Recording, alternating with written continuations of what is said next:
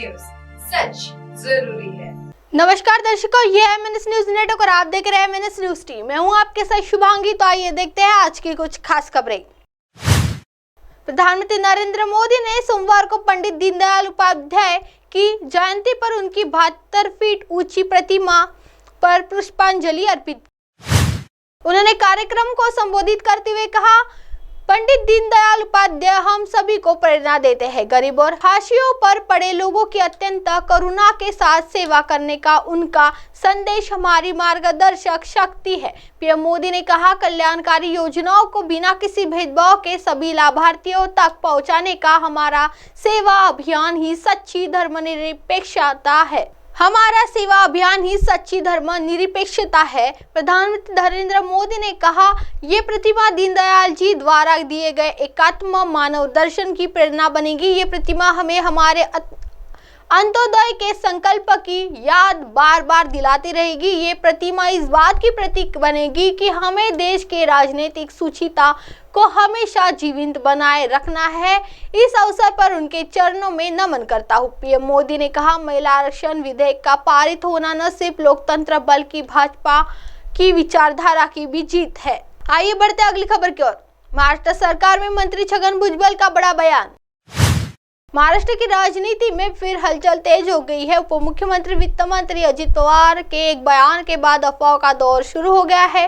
अनुमान लगाया जा रहा है कि आगामी दिनों में महाराष्ट्र सरकार में कुछ फेरबदल दिखने को मिल सकते हैं। दरअसल अजित पवार ने बारामती में कहा, ठीक है, आज मैं सरकार में हूँ, मंत्रिमंडल में हूँ, मेरे हाथ में वित्त विभाग है, इसलिए उसका फायदा हमें होता है, लेकिन कल ये रहेगा या नहीं पता नहीं, कल किसने देखा है। अब उनके इस बयान पर छगन भुजबल ने कहा है कि हम कोई अमर पत्र लेकर नहीं आए हैं, हमारे पास कुर्सी आजीवन नहीं रहेगी, जब तक जनता चाहेगी तब तक हम सरकार में रहेंगे, इसलिए यह कहना कि हम हमेशा ही सरकार में बने रहेंगे यह गलत है। उन्होंने कहा कि कोई बेचैनी नहीं है, सब कुछ ठीक चल रहा है। हम दोनों लोग सुबह 8 बजे जाकर जनता से मिलते हैं। उन्होंने कहा कि किसी सत्ता और पावर कितने दिन किसके हाथ रहेगी यह कोई बता नहीं सकता है। सरकार में शामिल होना चाहते हैं जयंत पाटिल भुजबल। वही उन्होंने शरद पवार गुट के नेता जयंत पाटिल के बारे में बोलते हुए कहा कि पुराने प्रकरण के बारे में जयंत पाटिल के बातचीत हुई थी, कौन नेता कहाँ बैठेगा यह अभी तय हो गया था। उन्होंने कहा कि जयंत पाटिल सरकार में शामिल होना चाहते थे, लेकिन बाद में वह पलट गए।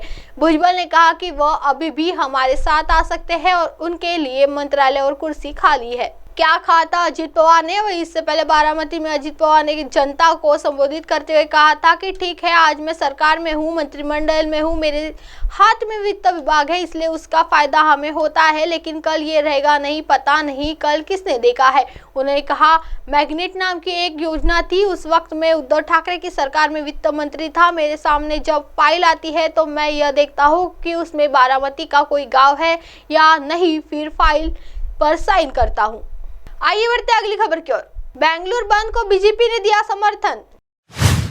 तमिलनाडु को कावेरी नदी का पानी छोड़ने जाने के खिलाफ राज्य में लगातार हो रहे विरोध प्रदर्शन के बीच आज कर्नाटक के बेंगलुरु में बंद बुलाया गया था। बेंगलुरु में आज का विरोध प्रदर्शन इस सप्ताह में निर्धारित 2 बंदों में से एक है। दूसरा 29 सितंबर को भी राज्यव्यापी बंद है। आज के बंद के लिए यातायात सलाह जारी की गई है, जबकि स्कूल और कॉलेज भी बंद रहेगी। इस बीच गूगल ने अपने कर्मचारियों को आज घर से काम करने के लिए सलाह दी है। इंडिगो उन एयरलाइनों में से है जिन्होंने अपने यात्रियों के लिए यात्रा सलाह जारी की है। वहीं बेंगलुरु के पुलिस उपायुक्त शेखर टी टेक्कनावर ने समाचार एजेंसी से बात करते हुए कहा कि हमने पर्याप्त बंदोबस्त किए हैं। आयुक्त के आदेश के अनुसार किसी भी विरोध या जुलूस की अनुमति नहीं है। यातायात सामान्य है। कानूनी व्यवस्था बनाए रखने के लिए शहर के व्हाइट फील्ड और कॉन्पेंट में पुलिस तैनात की गई है। पुलिस उपायुक्त ने आगे कहा कि आवश्यक सेवाएं प्रदान करने वाली दुकानों को छोड़कर सभी दुकानें बंद है। कावेरी जल प्रबंधन प्राधिकरण के उस आदेश के विरोध में किसान संगठनों का कन्नड़ संगठनों और विपक्षी दलों ने आज शहर में बंद का आह्वान किया है, जिसमें राज्यों को अपने पड़ोसी राज्य तमिलनाडु को 5000 क्यूसेक पानी छोड़ने का निर्देश दिया गया है। अब आप हमारे चैनल को आपके मोबाइल पर भी देख सकते हैं। मोबाइल ऐप पर देखने के लिए play store MNS news T app download करें। इंस्टा, लिंक, ट्विटर, हाईकुक, फेसबुक और कई सोशल मीडिया प्लेटफॉर्म पर हमारा चैनल उपलब्ध है। आप इस यूट्यूब पर भी देख सकते हैं। आप हमारे चैनल को लाइव भी देख सकते हैं www.mnsnewst.com पर। फिलहाल वक्त हो चला है दर्शकों ब्रेक का। ब्रेक से लौटने के बाद देखिएगा देश और दुनिया की तमाम बड़ी खबरें। बनी रही MNS न्यूज़ टी पर। नमस्कार।